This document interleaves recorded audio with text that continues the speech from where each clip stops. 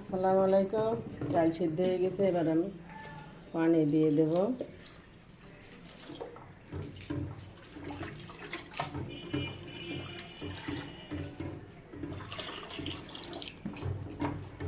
জলপাই দিয়ে ডাল রান্না করব। পরিমাণ মতো লবণ, হলুদ দিয়ে দিলাম।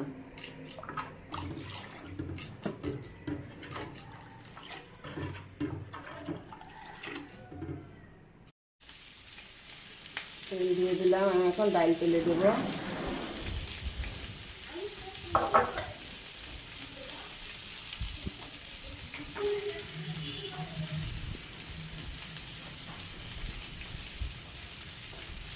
এগুলো হয়েছে, পেঁয়াজ রসুন কিছু দিয়ে দিলাম।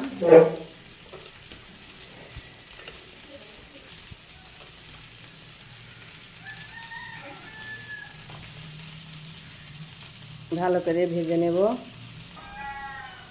পেঁয়াজ রসুন ভাজা হয়ে গেছে, এবার গোটা জিরে দিয়ে দিলাম।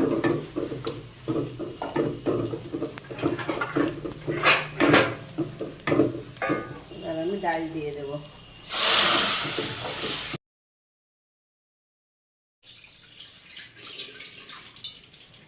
তেল দিয়ে দিচ্ছি, এবার আমি কাঁচা ঝাল দিয়ে দিলাম। আসসালামু আলাইকুম।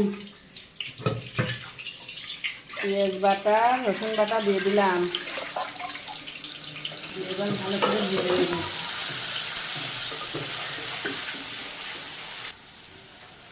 মশলা ভাজা হয়ে গেছে, এবার স্বাদ মতো লবণ, হলুদের গুঁড়া, জিরের গুঁড়া দিয়ে দিলাম। ভালো করে ভেজে নেব।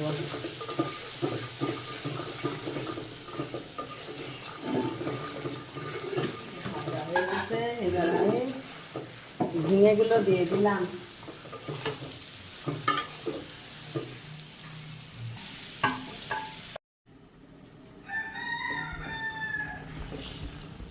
ঝিঙে সেদ্ধ হয়ে গেছে, এবার আমি ভেজে রাখা মাছগুলো দিয়ে দেব।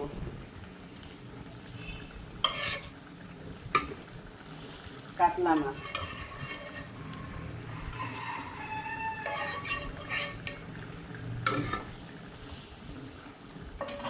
কাতলা মাছ দিয়ে ঝিঙে দেব।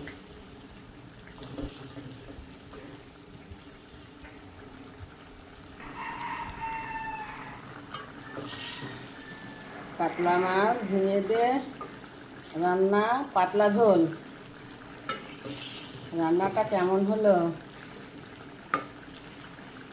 কাঁচা ঝাল দিয়ে